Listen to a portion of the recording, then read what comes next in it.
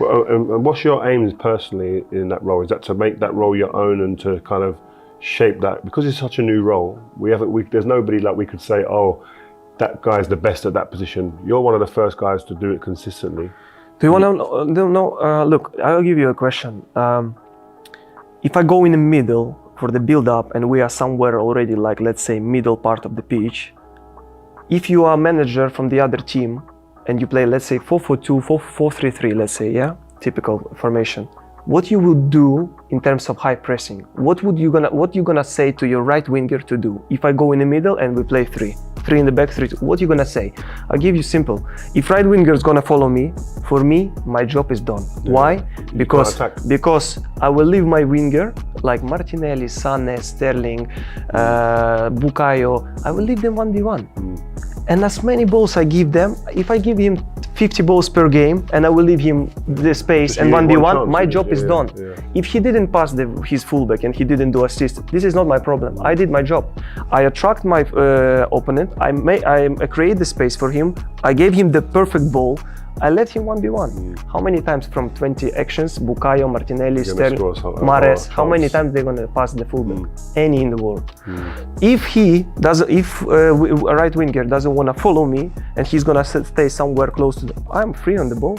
I do 2v1 with holder midfielder against number 10. And we're gonna do build up, and then that's the thing. It's a quite tricky one. I was thinking, if I'm the manager, what would I do?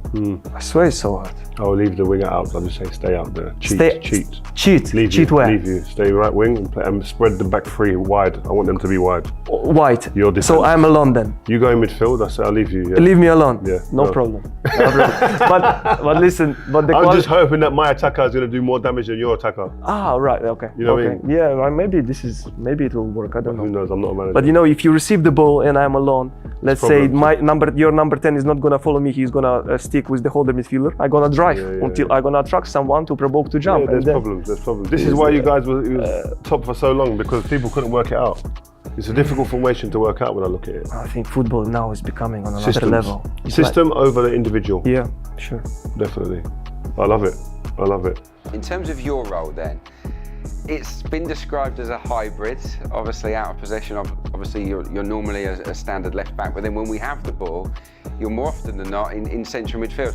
How do you know when to move inside and when to stay put? Is it a case of the manager says when the ball is here, you go here, or is it a little bit more off the cuff now?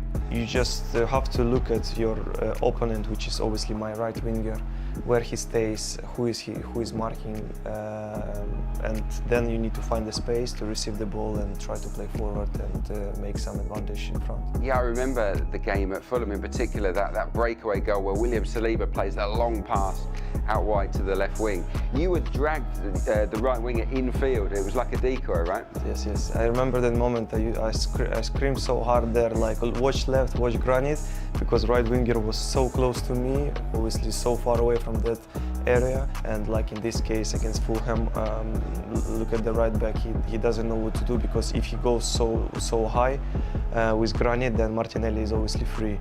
So he didn't want to take this risk. So obviously that's why we use this space, and we need to. That's why we respect all the positions, and at least we try to do it. Yeah, no, you've done it very, very well over the course of the season. Most of the time you're not there as a decoy. Most of the time you do get the ball off of the centre back. A lot of the time you've got your back to the opposition goal. It's the kind of position players don't want to receive passes, but you seem very calm.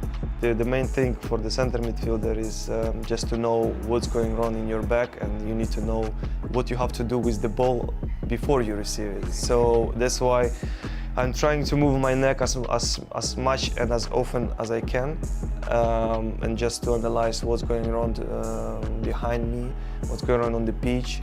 A lot of managers in the past used to teach me that the vision of the football player is, if you see the pitch like this, you are like second league. If you see like this, it's first league. And like this is Premier League. Like this is Champions League. So you need to see all the picture on the pitch. Yeah.